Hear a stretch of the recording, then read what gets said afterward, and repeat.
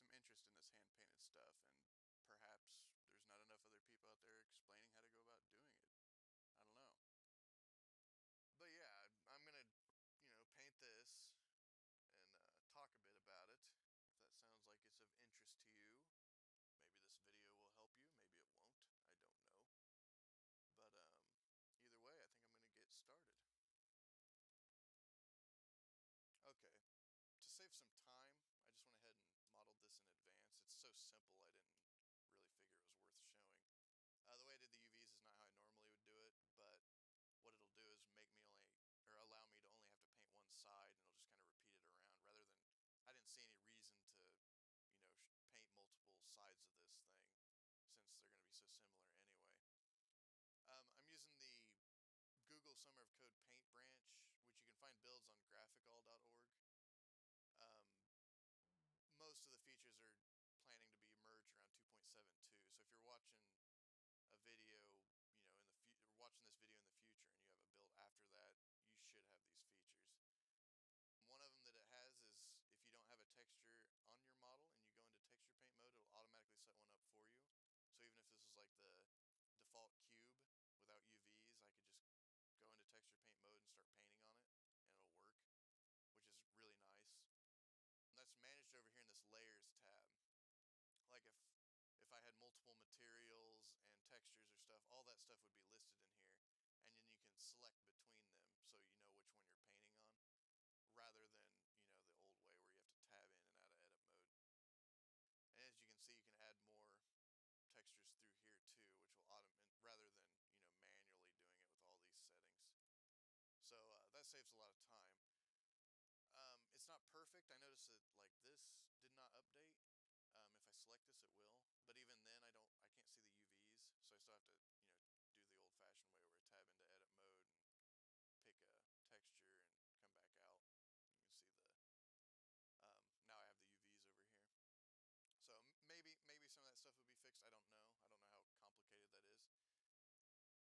Another thing you might have noticed is these new brush icons up here. The presets are actually exactly the same, at least in this build. I'm not sure if there's any plans to change these or not. I don't find these very good for painting. If I just do a stroke, you can see that this edge is pretty blurry, which is not very ideal if you're wanting to do sharp detail. But on the other hand, it's really prone to stepping. You can blend with it, but just not very easily. It's just somewhere in between not being very useful either way. So I find that when I'm using these default presets that I have to fiddle with this curve a lot, which I don't like to do when I'm painting. When I'm actually painting, I just like to think about painting, light, shadow, color. I don't like to think about brush settings. There are these presets down here which are okay, but I think they seem to be more calibrated for sculpting maybe. Like if I do this max has no fall off at all, it should give me a very crisp edge, which it does, but it's pixelated. And to be fair, this is because it doesn't have anti-aliasing. It's not really the curve's fault. Either way, not very good for painting. So what I usually do is I just make a couple of my own beforehand. I have an entire set, but Blender has this fake user data block system that makes it really complicated to get brushes in and out of Blender, and it saves with the file. Then you have to go and delete the other ones that aren't very useful, which means you have to unflag it, delete, restart Blender. It's a really big mess. I could make an entire tutorial just on this data block system. It's so confusing. So instead what I usually do is I just, take these presets and to just overwrite them with settings that I do like. It only takes a few seconds once you're used to it anyway. The way the curve works is the left side is the center of the brush and the right side is the outer edge. So you're just dealing with the radius. The up and down is how transparent the pixels are in that area. So right now I have like a max brush setting. It's completely opaque pixels all the way across, which gives me this stroke that I just talked about that has the pixelated edges that I don't like. To fix those, all you have to do is just add a fall off. So something like that. And again, this is center, totally opaque pixels, just right at the end, we're just kind of blurring it out. And that'll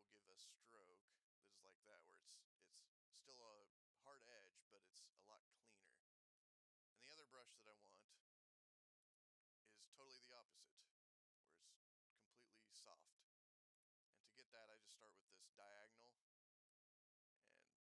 go all the way down where it's almost transparent and just has a fall off, and it'll give a brush that's, you can just build up and get nice smooth transitions. I'm actually using a mouse right now. When I switch to a tablet, this is even easier to do.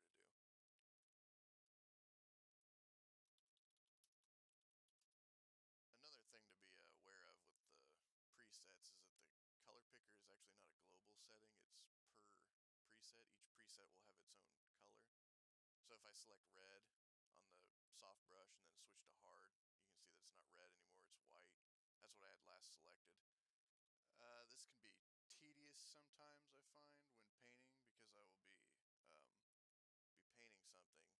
be painting something and then I will want, a darker value maybe. So I select it on the color picker, but then I want a smoother transition, and so I switch brushes, and I don't have, I mean, it's still there, but it's on the other brush. I have to reconfigure this brush to have that same color, which can be annoying. Sometimes you can color pick your way out of it, just color pick a thing and then reselect it, but other times it's just, you just kind of got to deal with it. I don't know if there's any plans to change that or not. It's just something to be aware of. The last preset that I'm going to set up is just a fill, which is actually a new tool for this branch. There's also masking, which works like sculpt mode. I'm not going to demo that in this video. Maybe, future, if maybe I'll make a tutorial on it in the future. I am going to use fill. It's pretty simple. It's just a flood fill. And I'm going to just use it to set up kind of a base color. Kind of from a blue down to like a purple.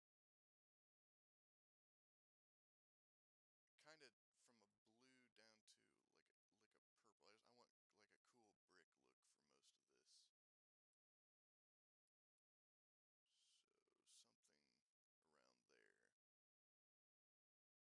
So something around there. And just to make sure that the whole thing gets filled, I turn off occlude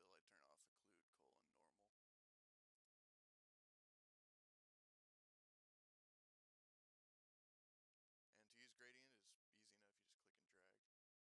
And to use gradient is easy enough. You just click and drag. And it is based on it's a projection. Notice that it's not getting this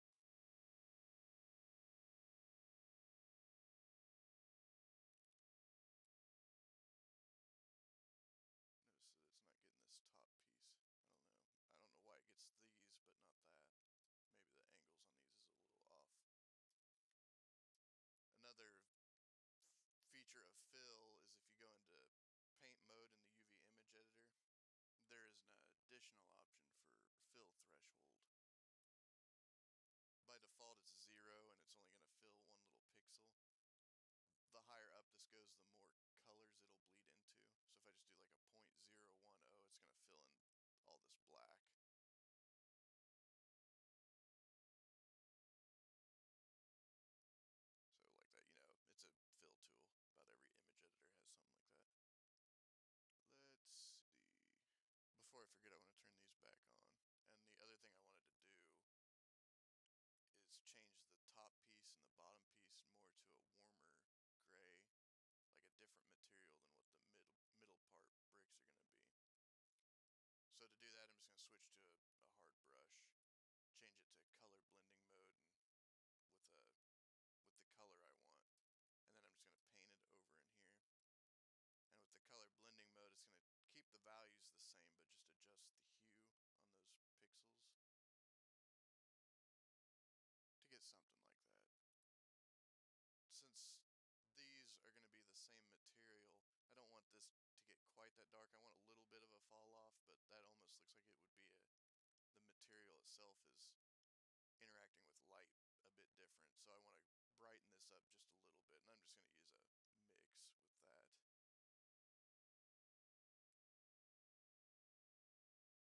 that. I still want it a little bit darker than the other one for the fall off, but I want them to look like it's the same kind of material, just under a bit different lighting conditions. So to kind of color more efficiently, what I try to do is work on the whole model at once. It's just an old painting rule. You don't want to get caught up in detail too early on, or you're probably going to run into problems. I just try to work the whole thing at once and just kind of refine the detail all at the same time. I just find it a little bit more efficient. It's a pretty common workflow. It's not always easy to do in Blender. Like if you have a complicated model, you have to switch between things because you can't paint on more than one object at a time, but it's usually the best to try to do it that way. That looks like it should be a bit brighter than that. Let's see.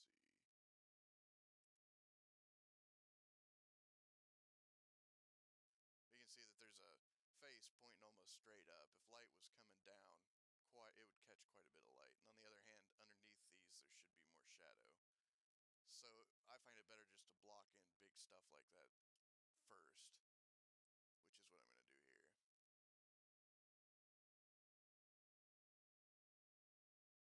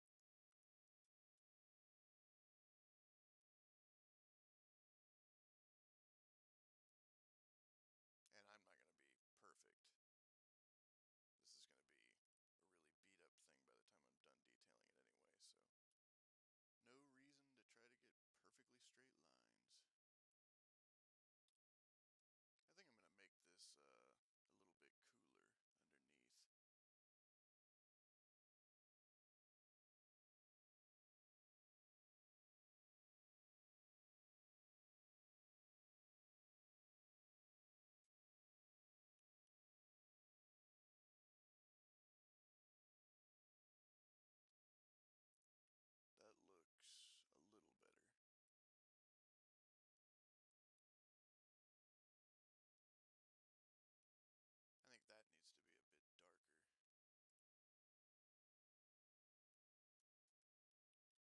And then the corners of things, actually let me get these angles up here on the top part. Or I guess they're this piece.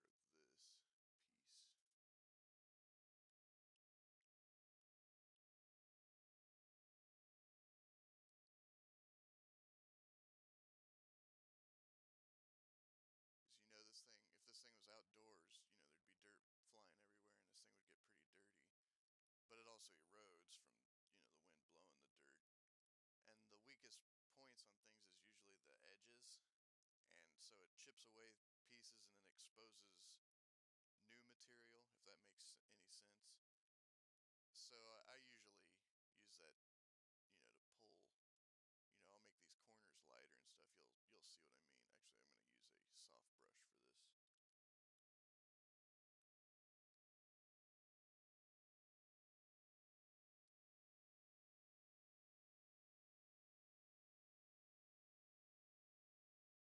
Actually, I'm going to use a soft brush for this. So it'll be the edges of that. I think I'm going to do the same thing with the... So something like that. And I'll probably... Yeah, I'll do these two. Yeah, I just want to pull out them edges a bit. Then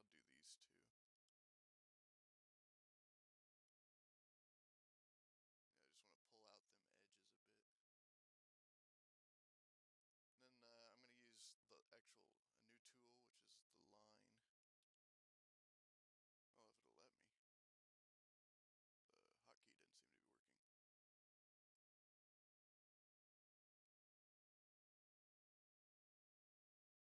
I'm going to do this in the UV image editor, I think.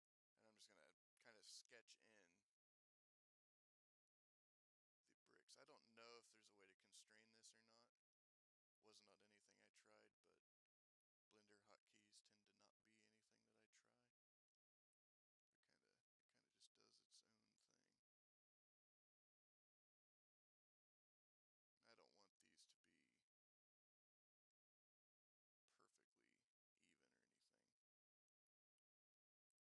I don't want these to be perfectly even or anything.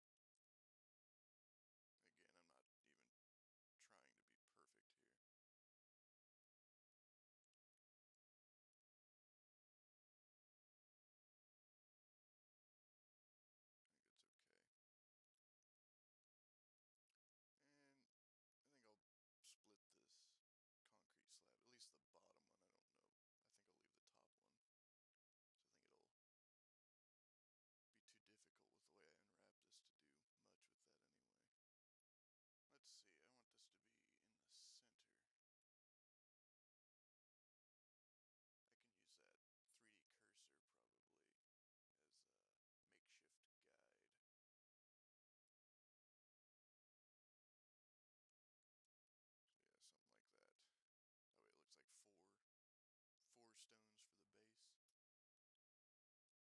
for the base. So, let's just do some color variation stuff.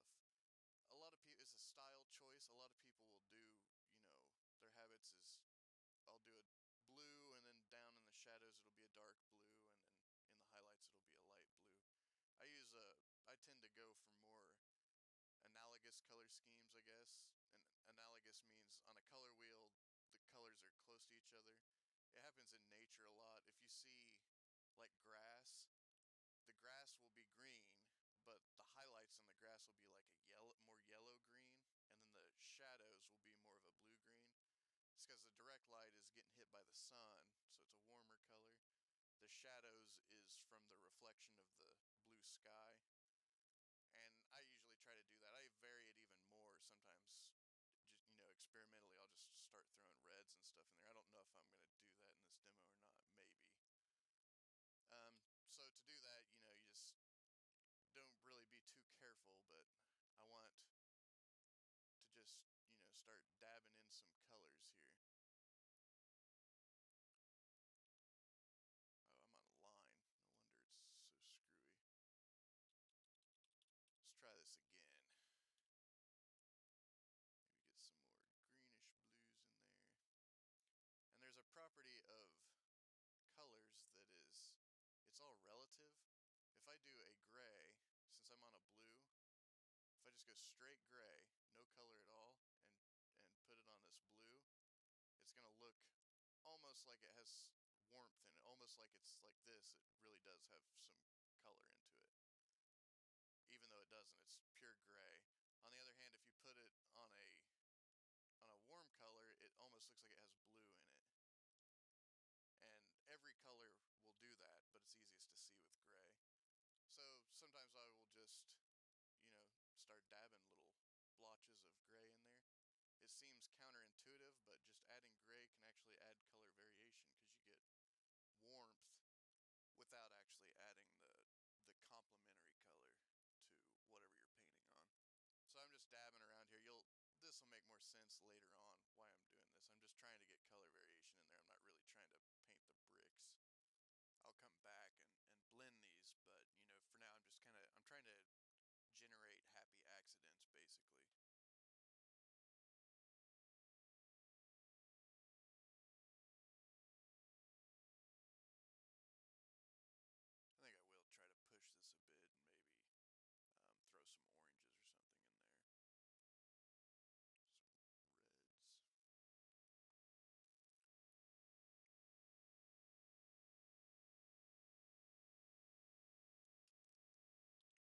I said.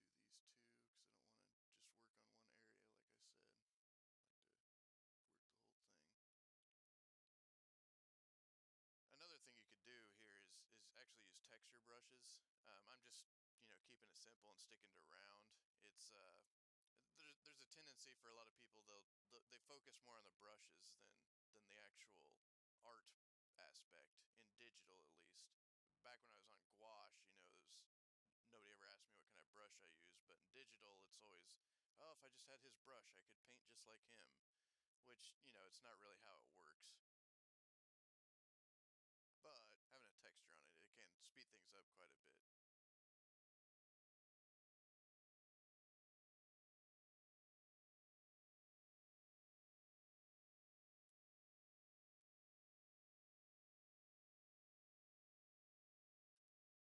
So I'm going to go ahead and start blending these in.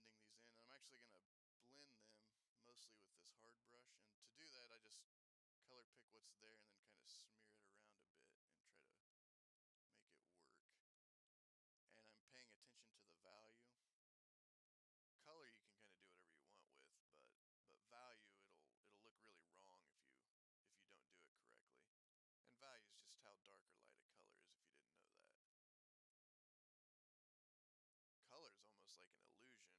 Different animals see different amounts of color, and even between humans, some are colorblind, and I've read that some women in the population can actually see more colors than the average human can.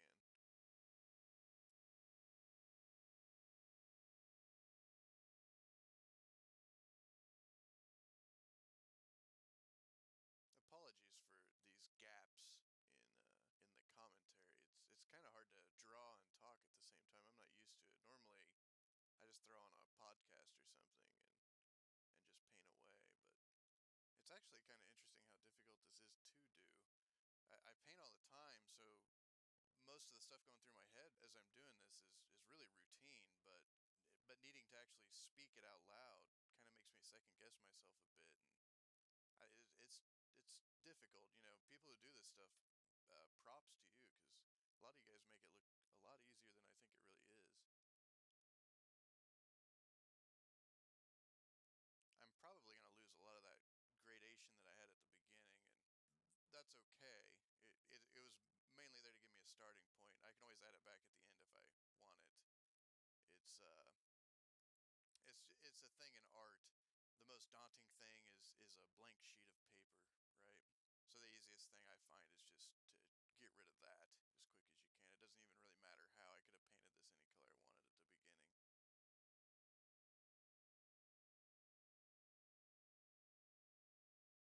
this any color I wanted at the beginning.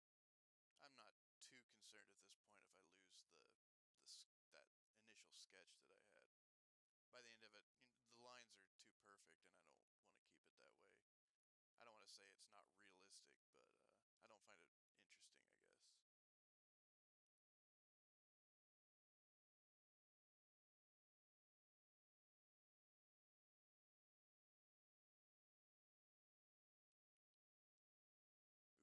That's something you have to be careful of with projection paint. Sometimes I do that and I don't notice it until a lot later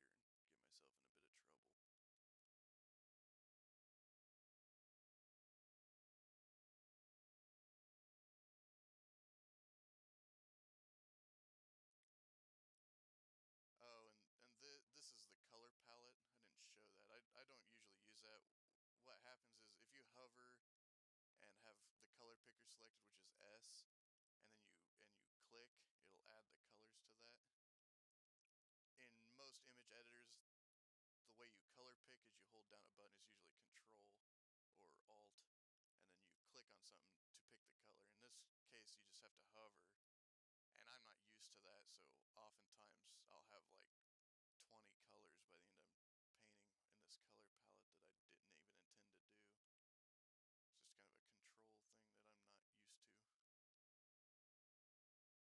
of a control thing that I'm not used to. But it's alright, it doesn't really hurt anything. And I do sometimes use that color palette for things.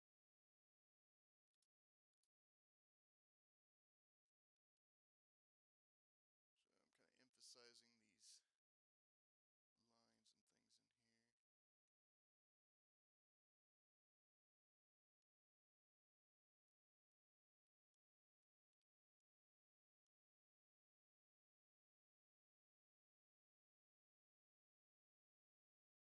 I'm just putting some orange up there. It's gonna, by the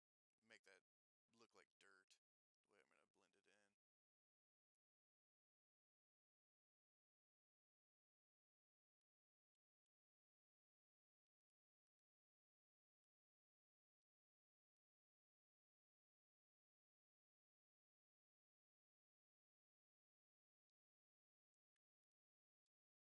that look like dirt, the way I'm gonna blend it in. And you could use a soft brush if you wanted for stuff like this, because this is all, when I get into the tighter detail, this will all come together and it'll look okay. Right now it just looks like crap, but it's just the way it starts. This is this is kind of like the reason I work on the whole thing at once is it's like I could technically stop here. It doesn't look very good, but everything is technically done. But from here I can just spend hours and hours just refining it until it looks really good. Whereas if I just had done this one brick and taken it all the way to full, then I'd have to do it again and again and again and again. It just seems more daunting, and then on top of that, like, this one will wind up being like, by the time you get up to this brick, you've got new techniques that you've figured out, you're all nice and warmed up, and this one will start looking kind of crappy, and then you'll want to go back and just redo that, and it becomes kind of like an infinite loop. Whereas if you just do the whole thing at once, everything's going to be a lot more even.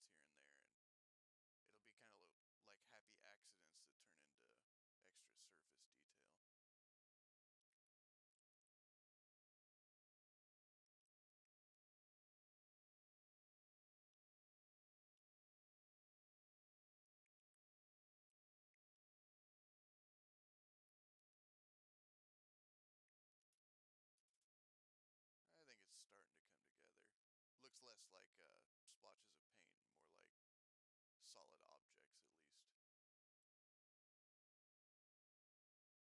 This is gonna it's gonna wind up looking like dirt by the end of it. I think I'm gonna pause here for just a second and see how I'm doing on time. So there might be an awkward cut in here. I don't know. So I think just to keep this from running on forever, I'm going to, kind of show you how the detail and stuff like that works, and then I'm probably gonna cut and then kind of come back and show you at the end and maybe explain a few more things. So there's not really any reason, like if I just do one of these, there's not really any reason to go, and paint all of them because it's the same principles over and over again. But basically the tighter detail you do, I'm just making a little crack here. The tighter detail you do, the sharper your image becomes. So if I just do a crack here and I'm going to really pull in, make some, really detail this thing. And you can just do it's easy enough, you can even just do dots and things. Just knock little chunks out of the corners. Maybe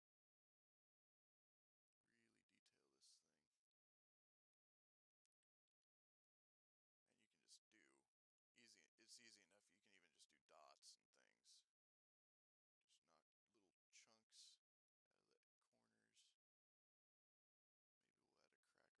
crack over here too. Maybe I'll chisel this whole corner down quite a bit. But you just chisel it off and then throw in some highlights to pull that detail back out, I guess. And another thing you can do, I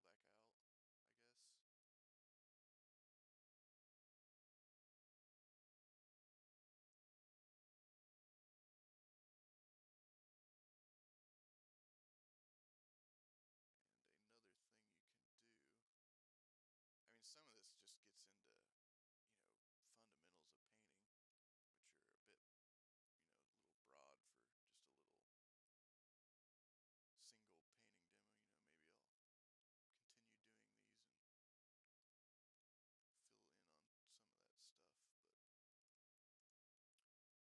But so I want this edge, I really want to pull it out, but it's not a clean edge, it's been eroded, so the lighting on it isn't going to be perfect. Another thing I sometimes do is if you put the dark, if you put a fairly dark tone right next to these highlights, they'll really pop. It's, you know, contrast or whatever really pulls in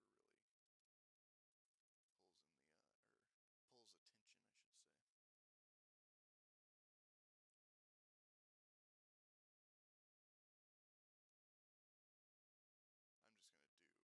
I'll do both these bricks, I guess, and then I'm gonna pause the video, paint, do all the detailing kind of off camera, and then come back and maybe, explain some things I did if necessary. I don't, but it's because this is basically the same thing over and over again, just for each brick. But you can see that just pulling in them highlights and putting in little cracks and things,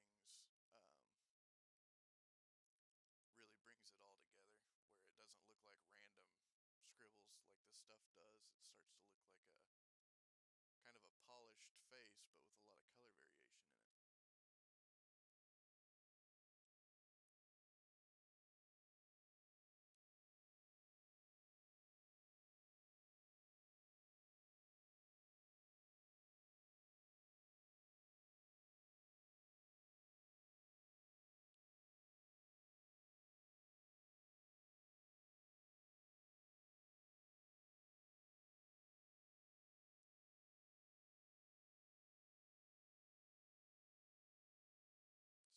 So something like that, it starts off really bold and looks awkward, but if you zoom out and you take it into, in the full context of things or whatever, it'll fade, and not draw as much attention to itself. But I think, stuff like that, it adds a lot of life to the thing, I think.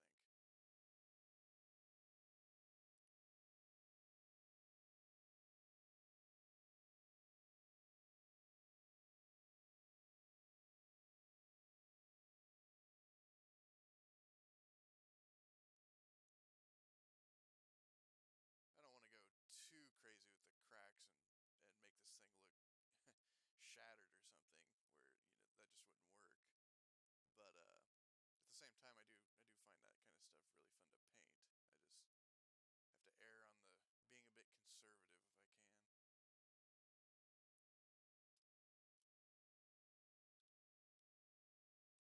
You can see it doesn't take much to really pop out these shapes. I'm keeping it pretty simple in this demo,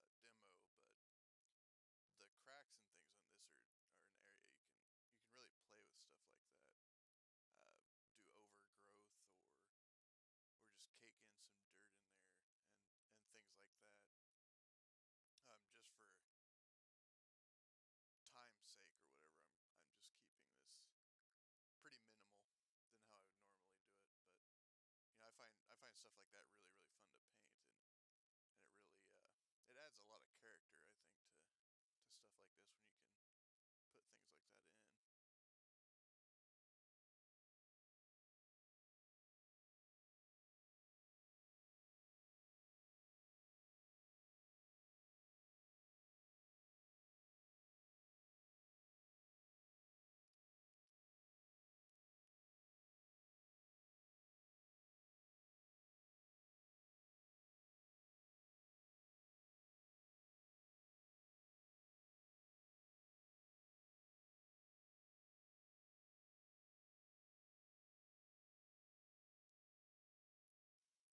And then also with the brush strokes, just a second here. When you get these, you got all these varied brush strokes and stuff. Let me make a couple just slightly darker. Get some you get some little slightly darker things like that. If you take just a little bit lighter thing, a lighter shade, you just kind of really lightly do that, it'll look like even more detail on the stone, kind of like a chunk flaked off a bit.